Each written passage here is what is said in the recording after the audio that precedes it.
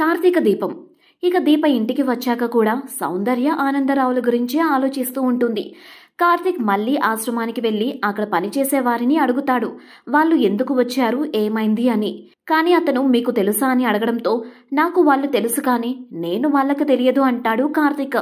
అయితే మీకు ఏ వివరాలు చెప్పలేను, మీరు ఇలా రావడం వల్ల వాళ్ళ మనశ్శాంతి దూరం అవుతుంది అని చెప్పేస్తాడు ఆ వ్యక్తి. ఇక మరోవైపు ఆనందరావు సౌందర్యలు కార్తీక్ దీపల గురించే ఆలోచిస్తూ ఉంటారు. మోనిత మాత్రం ఫోన్లో కోటేష్ ఫోటో చూస్తూ, ఎక్కడున్నావురా నువ్వు, నా కొడుకుని ఎందుకు ఎత్తుకుని వెళ్ళాం, నా ఫోకస్ అంతా నా కార్తీక్ మీద ఉంది కాబట్టి సరిపోతుంది, లేదంటేనా అంటూ అనుకుంటుంది. ఆనందరావు అంకుల్ని ఆశ్రమంలో ఎందుకు జాయిన్ చేశారు?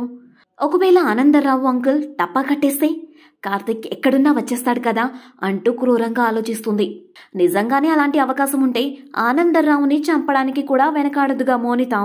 ఇక దీప కార్తీక్కి భోజనం పెడుతున్నంతసేపు ఆశ్రమంలో సౌందర్య ఆనందరావుల విషయం, గ్యాస్ బండ హోటల్ నుంచి తెచ్చిన విషయం రెండూ ఒకరికి ఒకరు చెప్పుకోరు. మాట మార్చి అబద్ధం చెప్పుకున్నందుకు బాధపడతారు.